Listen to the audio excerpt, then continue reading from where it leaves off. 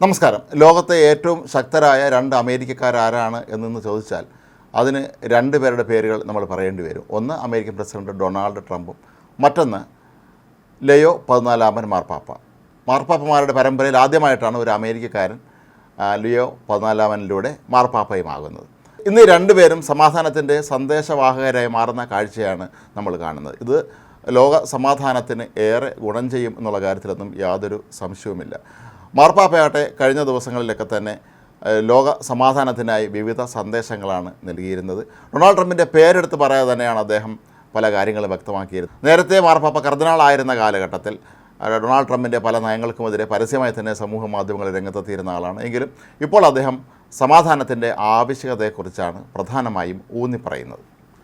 കഴിഞ്ഞ ദിവസം പൗരസ്ത്യ ദേശങ്ങളിലെ വൈദികരുടെയും വിശ്വാസികളുടെയൊക്കെ തന്നെ സമ്മേളനത്തിൽ മാർപ്പാപ്പ പങ്കെടുത്തിരുന്നു. അവിടെ അദ്ദേഹം പറഞ്ഞത് സമാധാനത്തിൻ്റെ സന്ദേശങ്ങൾ തന്നെയായിരുന്നു.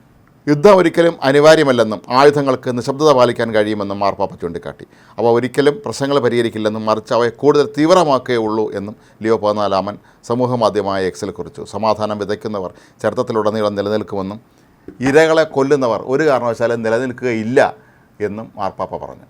ഈ പൗരസ്ത്യ ദേശത്തെ വിശ്വാസികളുടെ വൈദികരുടെയൊക്കെ തന്നെ യോഗത്തിലും അദ്ദേഹം ഇക്കാര്യം തന്നെയാണ് എടുത്തു പറഞ്ഞത്. നിങ്ങളെല്ലാവരെയും സ്നേഹിക്കുക. ദൈവം നിങ്ങളെ ശത്രുക്കളെ ഉണ്ടാക്കാനല്ല ഈ ഭൂമിയിലേക്ക് അയച്ചിരിക്കുന്നത്. എല്ലാവരുമായി സംസാരിക്കാനും നല്ല ബന്ധം സ്ഥാപിക്കാനും അങ്ങനെ അതിൻ്റെ സഹവർത്തത്തിൽ കഴിയാനുമാണ് നമ്മളെ ഓരോരുത്തരും ശ്രമിക്കേണ്ടത് എന്നാണ് ലയോ 14 മാർപ്പാപ്പ ഇപ്പോൾ ആഹ്വാനം ചെയ്തേക്കുന്നത്. അതേസമയം ഡൊണാൾഡ് ട്രംപ് ഇപ്പോൾ അദ്ദേഹത്തിൻ്റെ സമാധാന സന്ദേശങ്ങളുമായിട്ടാണ് ഗൾഫ് രാജ്യങ്ങളിൽ എത്തിയിരിക്കുന്നത്. സൗദി അറേബ്യ, ഖത്തർ, UAE എന്നീ രാജ്യങ്ങളാണ് പ്രധാനമായും അദ്ദേഹം സന്ദർശിക്കുന്നത്. സൗദി അറേബ്യ സന്ദർശിച്ച ഡൊണാൾഡ് ട്രംപ് പറയുന്നത് താൻ എക്കാലത്തും ഒരു സമാധാന ദൂതനായിട്ട് അറിയാനാണ് ആഗ്രഹിക്കുന്നത് എന്നാണ്. യുദ്ധത്തെ തനിക്ക് ഇഷ്ടമല്ല എന്ന് തന്നെയാണ് ഡൊണാൾഡ് ട്രംപ് പ്രഖ്യാപിച്ചിരിക്കുന്നത്. എല്ലാവരും മികച്ച സഹവർത്തത്തിൽ പോകണം എന്നാണ് അദ്ദേഹത്തിൻ്റെ ആവശ്യം. കൂടാതെ അദ്ദേഹം ഇറാനോടും ചില കാര്യങ്ങൾ ഉന്നയിച്ചിട്ടുണ്ട്. ഇറാൻ അവരുടെ ഈ തീവ്രവാദ സ്വഭാവങ്ങളൊക്കെ ഉപേക്ഷിച്ച് തീവ്രവാദ സംഘടനകളെ പ്രോത്സാഹിപ്പിക്കുന്നവർക്ക് പണവും പരിശീലനവും നൽകി പ്രോത്സാഹിപ്പിക്കുന്ന പരിപാടി അവസാനിപ്പിക്കണം എന്നും ട്രംപ് ആവശ്യപ്പെട്ടിട്ടുണ്ട്. കൂടാതെ എല്ലാ രാജ്യങ്ങളുമായി, പ്രത്യേകിച്ച് ഗൾഫ് മേഖല രാജ്യങ്ങളുമായി തന്നെ നല്ല ബന്ധം ഇറാൻ തുടരണം എന്നും അദ്ദേഹം ആവശ്യപ്പെട്ടിരുന്നു. ഇറാൻ നേർക്ക് താൻ സമാധാനത്തിൻ്റെ ഒലിവിൻ ശാഖകൾ നീട്ടുകയാണ് എന്നും ട്രംപ് പറഞ്ഞു. ഏതായാലും ഇറാൻ ഒരുപക്ഷെ ഇപ്പോൾ ഏറെ ഭയപ്പെടുന്നത് ട്രംപ് രണ്ടാമത് അമേരിക്കൻ പ്രസിഡൻ്റായ കാലഘട്ടമാണെന്നുള്ളത് കൊണ്ട് തന്നെ ട്രംപിൻ്റെ ഒരു സമാധാന നിർദ്ദേശം ഒരുപക്ഷെ ഇറാൻ സ്വീകരിക്കാനുള്ള സാധ്യതയും തള്ളിക്കളയാൻ കഴിയുകയില്ല. സിറിയ പ്രസിഡന്റ് അഹമ്മദ് അൽ ഷാറയുമായി ഇന്നലെ ഡൊണാൾഡ് ട്രംപ് കൂടിക്കാഴ്ച നടത്തിയിരുന്നത് വളരെ പ്രധാനപ്പെട്ട ഒരു സംഭവമായിട്ടാണ് കണക്കാക്കുന്നത്. കാരണം ഏതാണ്ട് 4 നൂറ്റാണ്ടിന് ശേഷമാണ് സിറിയൻ പ്രസിഡന്റും അമേരിക്കൻ പ്രസിഡന്റും തമ്മിൽ കൂടിക്കാഴ്ച നടത്തുന്നത്.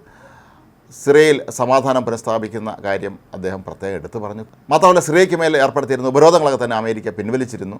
കൂടാതെ ഇസ്രായേലുമായി നല്ല ബന്ധത്തിൽ പോകണം എന്ന് സിറിയൻ പ്രസിഡന്റിനോട് ഡൊണാൾഡ് ട്രംപ് ആവശ്യപ്പെടുകയും ചെയ്തു.